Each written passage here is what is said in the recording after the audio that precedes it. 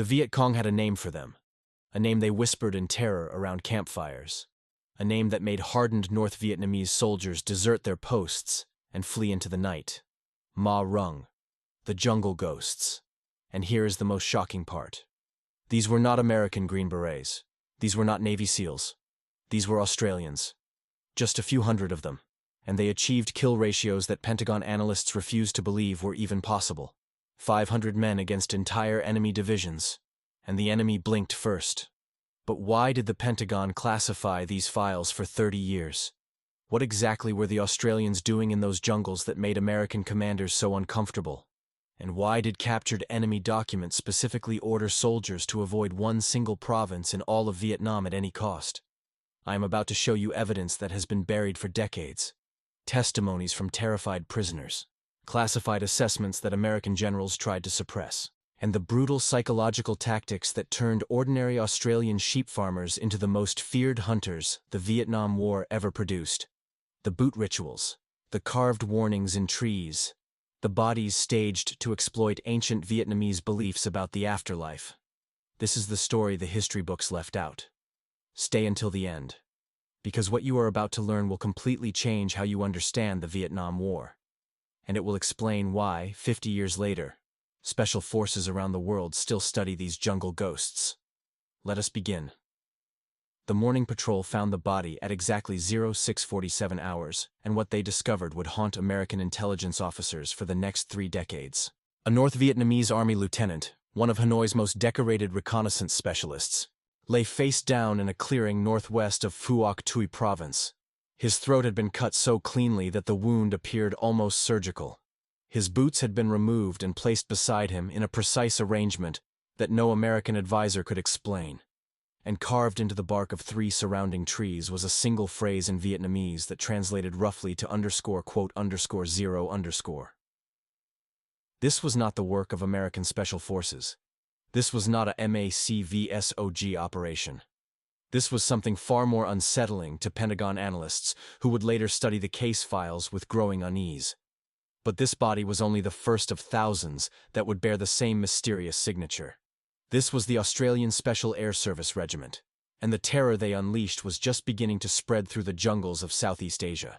The Viet Cong called them _1_, the jungle ghosts. The North Vietnamese Army Command issued specific orders regarding their presence, and American intelligence officers, who prided themselves on running the most sophisticated special operations in military history, would spend years trying to understand how a force of barely 500 Australians achieved kill ratios that their own elite units could never match. But the story of the Ma Rung does not begin in the jungles of Vietnam. It begins in a land where the bush itself teaches men to become predators, where Aboriginal trackers passed down hunting techniques perfected over 60,000 years, and where the military establishment quietly developed what would become the most effective counterinsurgency force the Western world has ever deployed. And what they learned in that harsh land would soon become the Viet Cong's worst nightmare. This is the classified history that the Pentagon tried to bury. This is the tactical doctrine that changed modern special operations forever. And this is the truth about why enemy soldiers would rather surrender to American forces than face the phantom warriors who seem to materialize from the jungle itself. But first, we must travel back to where these jungle ghosts were forged. The Australian Special Air Service Regiment traces its lineage to 1947, but its true tactical evolution began in the Malayan Emergency of 1950 to 1960. While American military planners focused on conventional warfare and nuclear deterrence during the early Cold War, Australian special operators were developing something revolutionary in the jungles of Southeast Asia. The Malayan campaign presented a problem that would later define Vietnam. How do you defeat an enemy who disappears into terrain that favors him absolutely? The British and Australian answer was not more firepower, it was not more troops. It was a fundamental reimagining of what jungle warfare could become. And that reimagining would produce warriors unlike any the modern world had seen. Lieutenant Colonel John Woodhouse, who would later influence Australian SAS doctrine, articulated the principle that would separate Commonwealth Special Forces from their American counterparts. The jungle is neutral. It will serve whoever learns to master it. The enemy has lived in this environment for generations. We must become more native than the natives themselves. This was not rhetoric. This was operational doctrine that would produce results American commanders simply could not believe. But the methods required to achieve such mastery would disturb even hardened combat veterans. The Australians who deployed to Malaya learned to live in the jungle for weeks, without resupply. They learned to move so silently that wildlife would not react to their passage.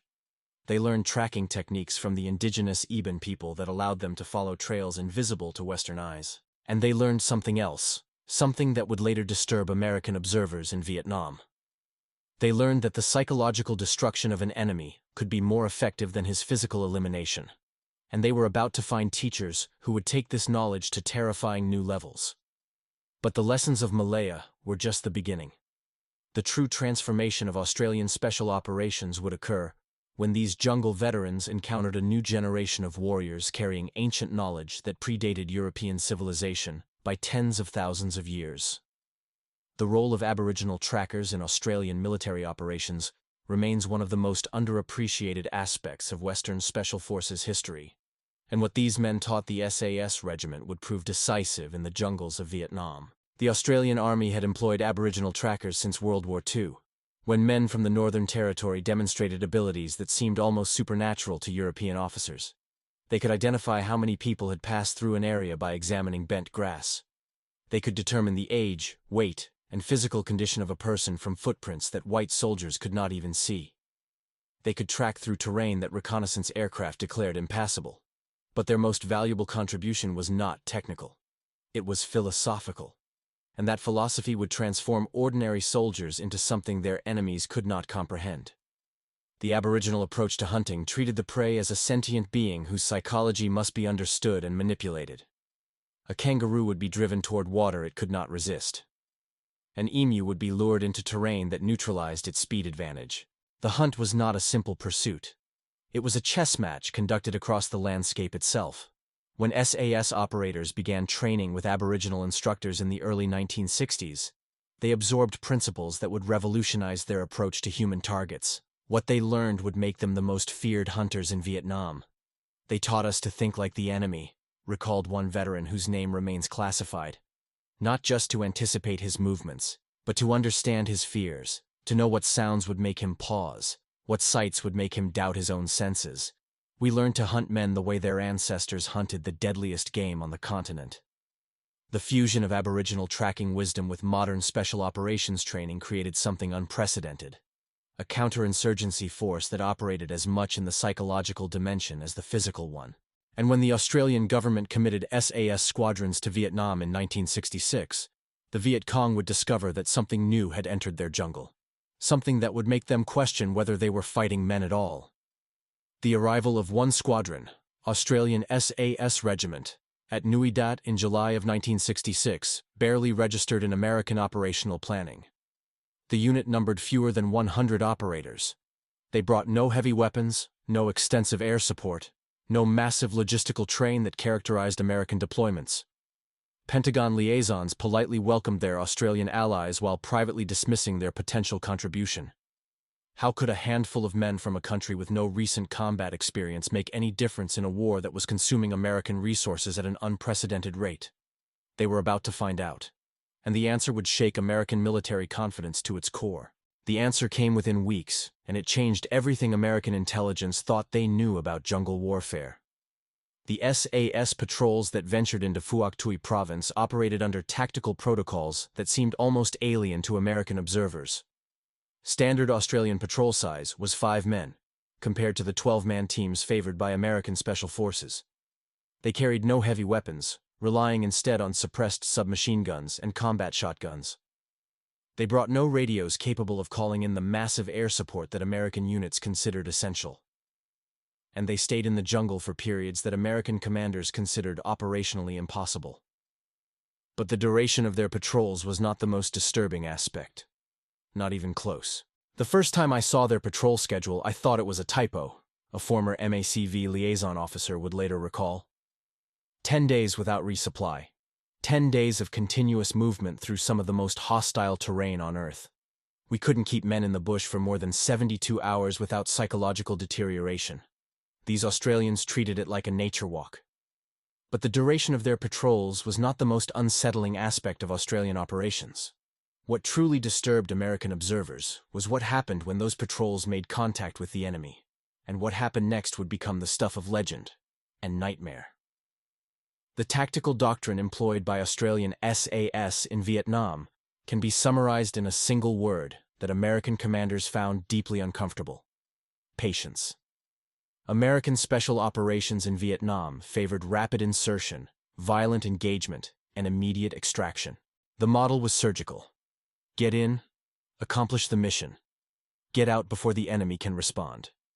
It was a doctrine built on technological superiority, and it produced results measured in body counts and prisoners captured. The Australian approach was fundamentally different. It was predatory, and predators do not hurry. They wait, they watch, and then they strike with devastating precision. SAS patrols would establish themselves in an area of operations and simply wait. For hours, for days, sometimes for nearly a week. They would observe enemy movement patterns until they understood the rhythm of Viet Cong activity in that sector better than the enemy understood it themselves. They would identify key terrain features, likely approach routes, and, critically, the psychological vulnerabilities of the forces they were hunting. Only then would they strike. And when they did, the results were devastating in ways that transcended simple casualty figures. But the statistics that emerged from these operations would stun even the most experienced military analysts. The intelligence files from Phuoc Tuy province tell a story that still makes military historians uncomfortable.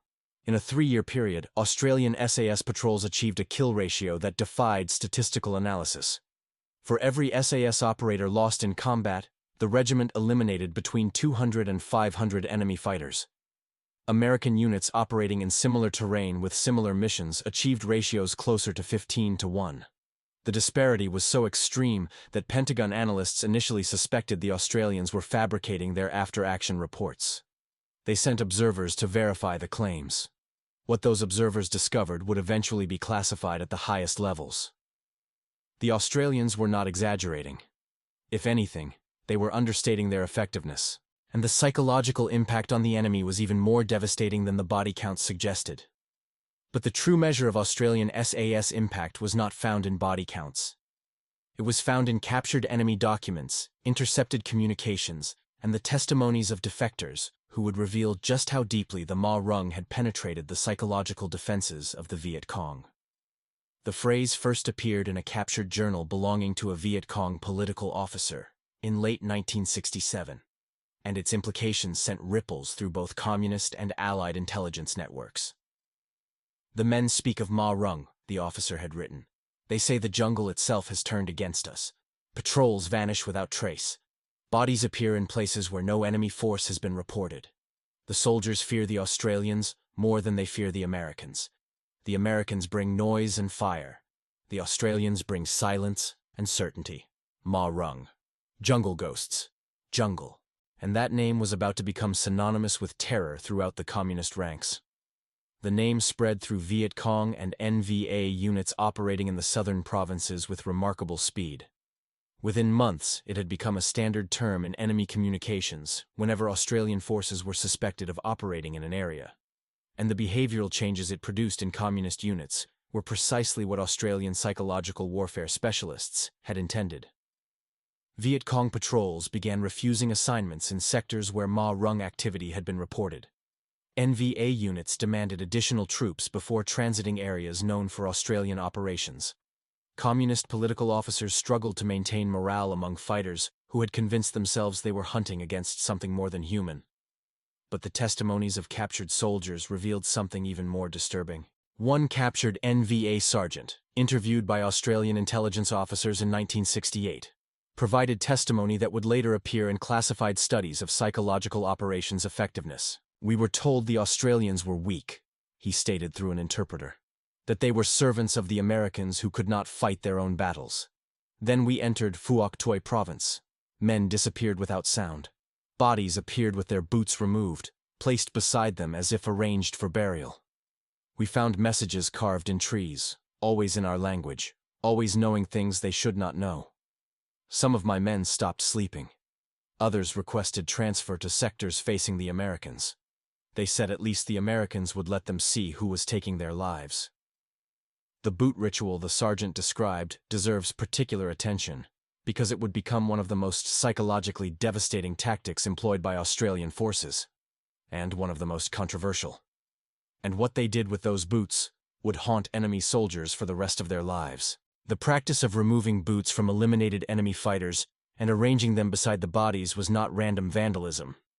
It was calculated psychological warfare built on deep understanding of Vietnamese cultural beliefs about the transition between physical existence and what comes after. In Vietnamese Buddhist tradition, the manner of a person's passing and the treatment of their remains directly influences their journey in the afterlife. A body left without proper arrangement, particularly with feet exposed or footwear removed, was believed to doom the soul to wander eternally without rest. The Australians knew this.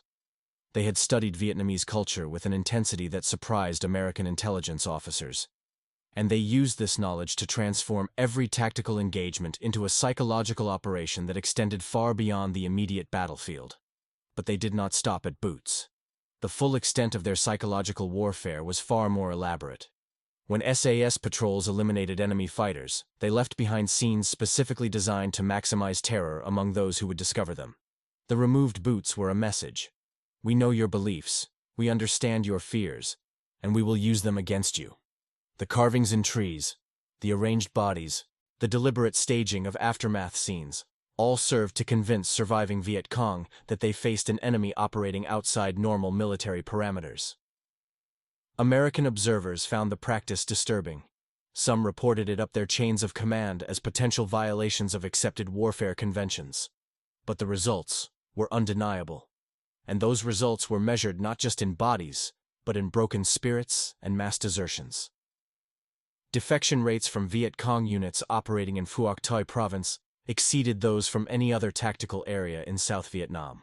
Captured documents revealed that communist commanders had issued specific orders prohibiting discussion of the Ma Rung among lower-ranking fighters for fear of triggering mass desertions. And intelligence intercepts captured NVA officers requesting permission to bypass the Australian area of operations entirely, even when direct routes through Phuoc Toi would have shortened their logistical lines significantly. The jungle ghosts had achieved what American firepower could not. They had made the enemy fear the terrain itself. But this was only the beginning of Australian psychological innovation in Vietnam. What came next would push the boundaries of warfare even further into the shadows. The intelligence preparation that preceded Australian SAS operations stood in stark contrast to American methods. And this difference explains much of the tactical disparity between the two forces. American special operations in Vietnam relied heavily on signals intelligence, aerial reconnaissance, and agent networks that often proved unreliable. Information flowed from technological collection systems to analysts who had never set foot in the operational environment, then to commanders who transformed that information into mission orders. The Australian approach inverted this model entirely, and that inversion would prove to be the key to their supernatural effectiveness. Before any SAS patrol entered a new sector, operators spent weeks studying every piece of available intelligence about the area. Not from headquarters briefings, but from their own previous reconnaissance. They interviewed villagers. They examined terrain through observation posts established specifically for intelligence gathering. They built what they called, quote, 11 assessments that mapped enemy activity with a precision that American signals intelligence simply could not match. Quote 12. One former SAS operator explained in a rare interview decades after the conflict.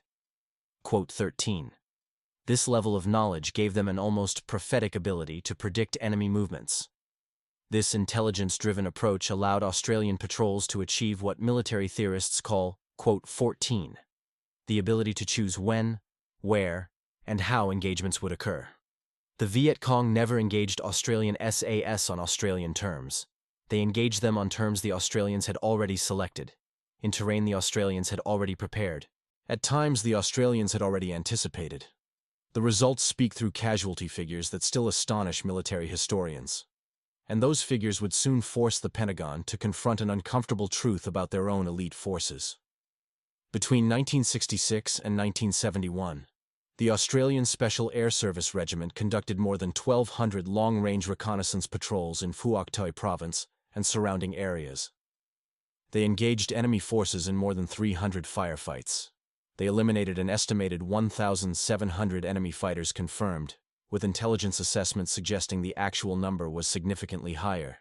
In exchange, they lost only one operator to direct enemy action during patrol operations. 1. Trooper David Pearce, who fell in October of 1967, remained the only Australian SAS member lost in patrol combat throughout the entire Vietnam commitment. American intelligence officers who reviewed these figures refused to believe them. They demanded access to Australian after-action reports, patrol logs, and medical records. They interviewed wounded Australian operators. They examined enemy documents referencing Australian operations. But every investigation reached the same impossible conclusion. Every investigation confirmed the same conclusion. The Australian SAS had achieved tactical effectiveness that American Special Forces could not replicate regardless of resources, technology, or numerical superiority. The question that haunted Pentagon analysts was obvious. How? The answer lay in a combination of factors that American military culture was structurally incapable of duplicating. And understanding these factors requires examining the fundamental differences between Australian and American approaches to special operations. And those differences began long before any soldier set foot in Vietnam. The selection and training pipeline for Australian SAS operators bore superficial similarity to American programs, but differed in critical philosophical dimensions that produced fundamentally different warriors. American Special Forces selection emphasized physical performance, technical skills, and the ability to lead indigenous forces in unconventional warfare. The programs were rigorous, the attrition rates high, and the graduates among the finest soldiers in American military history. But the Australian program added elements that had no American equivalent, elements that transformed men into something their own commanders sometimes struggled to recognize. SAS selection in Australia included extended navigation exercises through the outback that lasted weeks rather than days. Candidates were expected to survive not through the military supplies they carried, but through their ability to harvest resources from environments that appeared barren to untrained eyes. They learned to move through terrain without leaving traces that even expert trackers could follow. And they spent time with Aboriginal instructors whose teaching methods operated outside Western military pedagogy entirely. Quote 15 recalled one veteran who completed selection in the early 1960s. Quote 16. This. Quote 17, the transformation from soldier to something more primal, was the essence of Australian SAS training. And what they became would terrify enemies and allies alike. And it produced operators who moved through jungle environments with an ease that seemed almost supernatural to observers from other military traditions.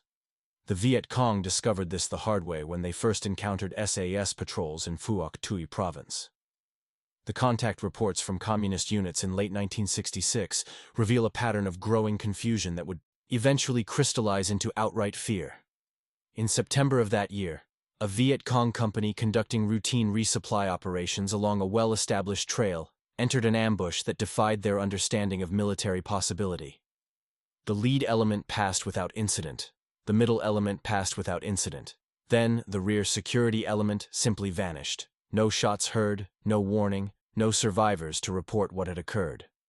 The company commander halted his formation and sent flanking teams to investigate. They found nothing. No bodies. No evidence of struggle. No indication that any enemy force had been present.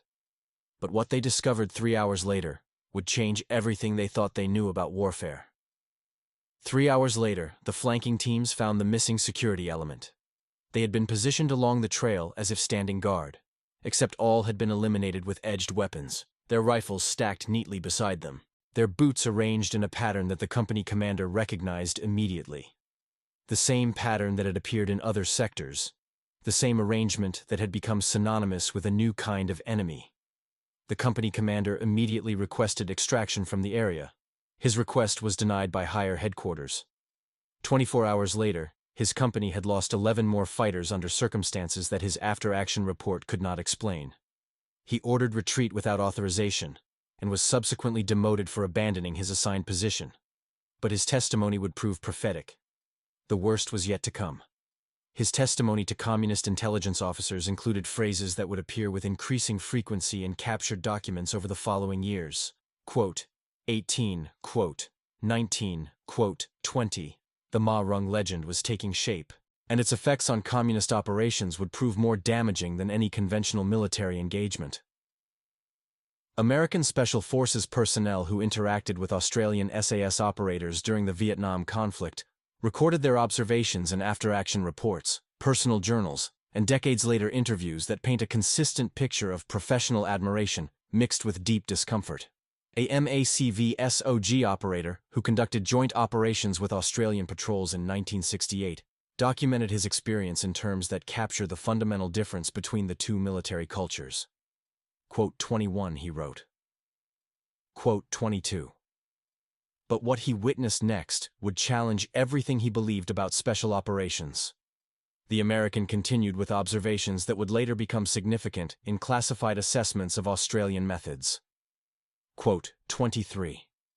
The patrol went on to achieve 4 confirmed contacts in 7 days, eliminating over 20 enemy fighters without suffering a single casualty. And the Americans' request following that patrol would set off alarm bells in Pentagon corridors. The American operator requested a transfer to Australian advisory duties upon completion of the mission. His request was denied, and his after-action report was classified at a level that prevented it from influencing American tactical doctrine. This pattern of suppressed information would repeat throughout the Vietnam conflict, and understanding why requires examining the institutional factors that prevented American forces from learning from their more effective allies. The Pentagon's failure to adopt Australian SAS methods in Vietnam represents one of the most consequential missed opportunities in American military history, and the reasons for this failure illuminate fundamental weaknesses in how the American military establishment processed tactical innovation. First, there was the problem of pride. American military doctrine in the 1960s rested on assumptions of technological and tactical superiority that the Australian experience directly contradicted. To acknowledge that Commonwealth forces with inferior resources were achieving superior results would require questioning the entire conceptual framework that American special operations had been built upon. Second, there was the problem of compatibility.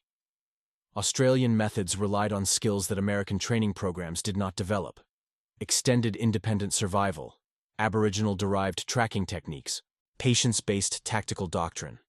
Implementing these methods would require restructuring selection and training pipelines that had decades of institutional investment behind them.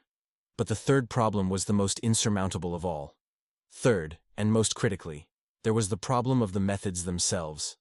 The psychological warfare techniques that made Australian SAS so effective existed in a gray zone that American military lawyers found deeply troubling. The boot rituals, the body staging, the deliberate exploitation of cultural beliefs about the afterlife. These practices achieved results, but they raised questions about the boundaries of acceptable warfare that Pentagon officials preferred not to answer. Classified assessments from the period reveal the institutional paralysis that these questions produced, and that paralysis would cost thousands of American lives. Quote 24, 1969 analysis concluded. Quote 25 continued observation without formal integration. The bureaucratic phrase that doomed thousands of American soldiers to fight a war using methods their allies had already proven inferior. But the consequences of this institutional failure would extend far beyond Vietnam. The legacy of Australian SAS operations in Vietnam shaped the development of special operations doctrine in ways that military historians are only beginning to understand, and many of the most significant impacts remained classified for decades after the conflict ended. The British Special Air Service, which had maintained close ties with its Australian counterpart throughout the Vietnam era, incorporated lessons from Phuoc Tuy Province into training programs that would prove decisive in operations from Northern Ireland to the Falkland Islands to the Gulf Wars. The extended patrol doctrine, the patience-based engagement philosophy, the integration of psychological effects into tactical planning, all found their way into British special operations through Australian channels. Other Commonwealth nations followed similar paths. New Zealand, Canada. The nations whose special forces traced their lineage to British traditions absorbed Australian innovations through formal and informal exchanges that bypassed American doctrinal rigidity entirely. And therein lies, perhaps, the cruelest irony of the entire Vietnam War. The irony was bitter. American allies were learning from Australian success, while American forces themselves remained trapped in doctrines that Vietnam had proven inadequate. It would take decades, and multiple failed counterinsurgency campaigns, before American special operations began to incorporate the lessons that Australian SAS operators had demonstrated in the jungles of Phuoc Tuy Province. By then, many of the original Ma Rung had passed from active service. Their knowledge, passed down through generations of Australian operators, continued to inform a special operations tradition that remained largely invisible to the American military establishment that should have been its most eager student. The men who earned the Ma Rung designation returned to Australia carrying experiences that few of their countrymen could understand, and their reintegration into civilian society reveals the personal cost of becoming what Australian SAS training had made them. Unlike American veterans, who returned to a society convulsed by anti-war activism and cultural division, Australian SAS operators came home to a nation that largely ignored their service. There were no protests. There were also no parades. The small size of the Australian commitment, combined with the classified nature of SAS operations, meant that most Australians had no idea what their special forces had accomplished in Vietnam. This obscurity carried both benefits and burdens. And the burdens would prove heavier than anyone anticipated. Australian veterans avoided the hostility that scarred many American returnees. But they also lacked the recognition that might have helped them process experiences that no civilian context could accommodate. The men who had learned to hunt humans with Aboriginal tracking skills, who had staged bodies to exploit cultural beliefs about the afterlife, who had spent weeks in jungle silence broken only by the sounds of enemy soldiers whose final moments they had orchestrated. These men returned to sheep stations and factory floors and suburban houses where no one asked what they had done, and no one would have understood if they had tried to explain. Psychological studies conducted decades later found patterns that researchers had never encountered before. Psychological studies conducted decades later found patterns of adjustment that differed markedly from American veteran populations. Australian SAS veterans reported fewer symptoms of acute traumatic stress, but higher rates of what researchers termed _26_. The sense that their wartime selves and civilian selves were fundamentally different people who could not be reconciled. 27 veteran told researchers in a classified study conducted in the 1990s. 28. The jungle ghosts had returned from the jungle. But some part of them remained in the Yao, shadows of Phuoc Tuy Province, in the staged bodies and carved warnings and the terror that still echoed through the nightmares of surviving enemy soldiers who would never forget the Australian SAS. The tactical innovations pioneered by Australian SAS in Vietnam have continued to influence special operations doctrine into the present century, and understanding their ongoing relevance requires examining how modern counterinsurgency theory has finally begun to absorb lessons that the Pentagon suppressed 5 decades ago. The wars in Iraq and Afghanistan forced American special operations to confront limitations in their approach that Australian operators had identified in 1966. The reliance on firepower over fieldcraft, the preference for technology over tradecraft, the inability to sustain extended independent operations in hostile terrain. All these weaknesses, documented in classified assessments of Australian superiority half a century earlier, reappeared in the deserts and mountains of the 21st century, and American special forces finally began to learn. But the lessons came at a terrible cost, paid in blood that need not have been spilled. Modern American special operations training now includes extended survival components that echo Australian methods. Psychological operations doctrine has expanded to incorporate cultural warfare techniques that owe direct lineage to the Ma Rung's exploitation of Vietnamese death beliefs. Patrol tactics have shifted toward the patience-based approach that Australian SAS demonstrated could achieve results that aggressive American methods could not. The irony is almost too bitter to document. Lessons that could have saved thousands of American lives in Vietnam, that were available for adoption throughout the conflict. that were suppressed by institutional pride and doctrinal rigidity. Those lessons are finally being implemented generations after the men who first proved them have faded from active memory. But the Australian SAS tradition continues unbroken. The regiment that earned the Ma Rung designation in Phuoc Toi province has deployed to every significant conflict of the past 50 years, carrying forward a tactical philosophy that remains rooted in principles their Vietnam-era predecessors established. They still train with Aboriginal instructors. They still conduct extended patrols that would be considered impossible by other military standards. They still approach warfare as a psychological contest that transcends simple force application. And enemies who encounter them still learn what the Viet Cong discovered in the jungles of 1966. Some warriors cannot be understood in conventional terms. The classified files regarding Australian SAS operations in Vietnam were partially declassified in the late 1990s, and what they revealed confirmed what surviving operators had quietly maintained for decades. The Ma Rung legend was not exaggeration. It was understatement. The kill ratios were real. The psychological effects were real. The disparity between Australian and American effectiveness was real, and documented in assessments that military historians found almost impossible to believe. But the most striking revelations concerned the enemy response to Australian operations. And those revelations painted a picture of an enemy driven to the edge of collective psychological breakdown. The most striking revelations concerned the extent to which Viet Cong and NVA forces had restructured their activities specifically to avoid the jungle ghosts. Captured planning documents showed that communist logistics routes were repeatedly redirected to bypass Phuoc Toi province despite the tactical inefficiency this created. Unit rotations were adjusted to minimize time in Australian operational areas. Recruitment materials stopped promising easy victories in the south after too many recruits deserted when they learned they would face the Ma Rung.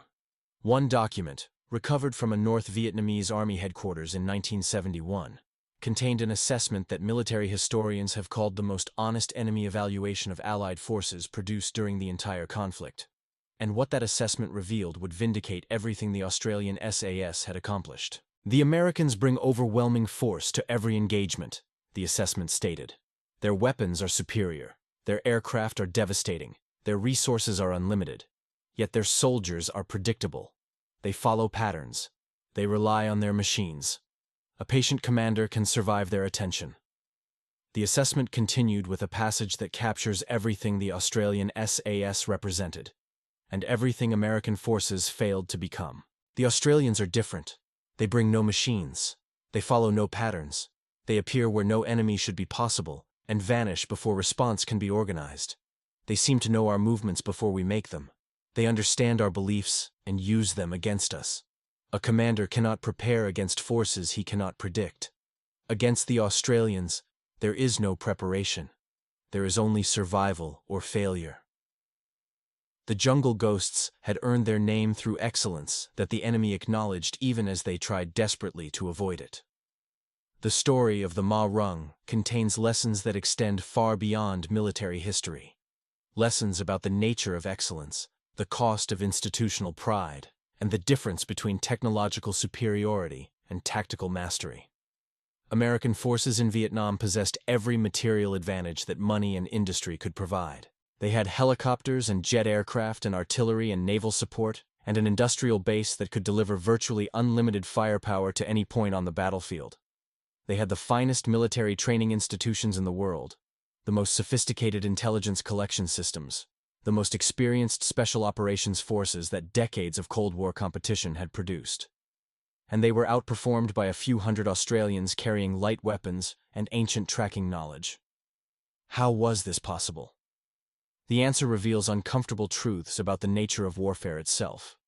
The disparity illuminates something that American military culture struggled to accept then and continues to struggle with today.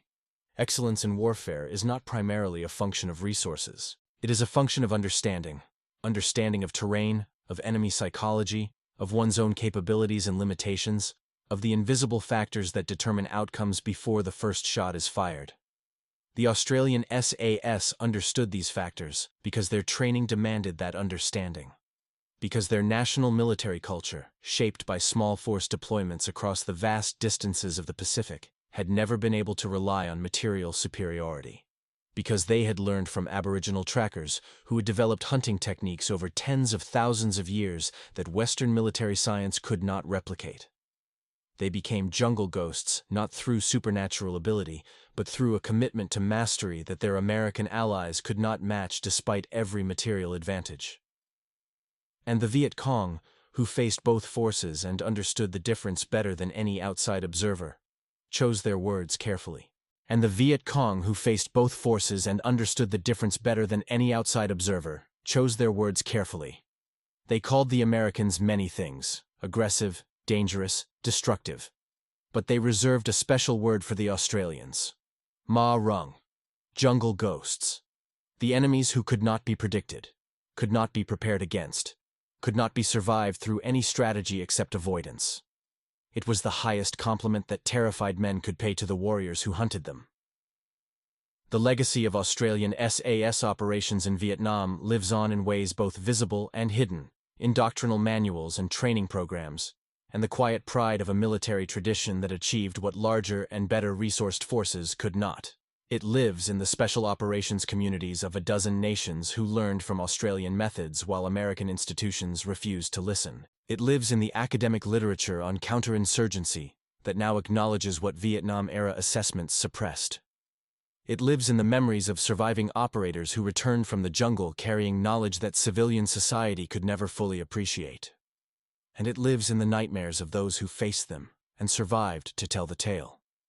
And it lives in the historical record that finally acknowledges the truth. For a brief period in the jungles of Southeast Asia, a small force of Australian warriors achieved tactical excellence that has never been surpassed. The Viet Cong knew. The NVA knew. The American observers who watched in amazement knew, even if their reports were classified and their recommendations ignored. The Ma Rung were real. Their methods worked. And their story, suppressed for decades by institutional embarrassment and classification procedures, deserves to be known by every student of military history who wants to understand what special operations can achieve when technology takes second place to mastery. They were the jungle ghosts.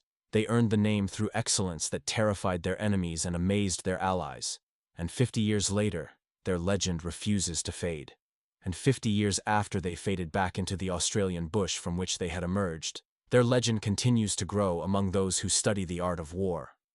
The men of Australian SAS, who served in Vietnam, have largely passed from the scene now, their service unrecognized by most of their countrymen, their achievements known primarily to military professionals and historians who understand what they accomplished.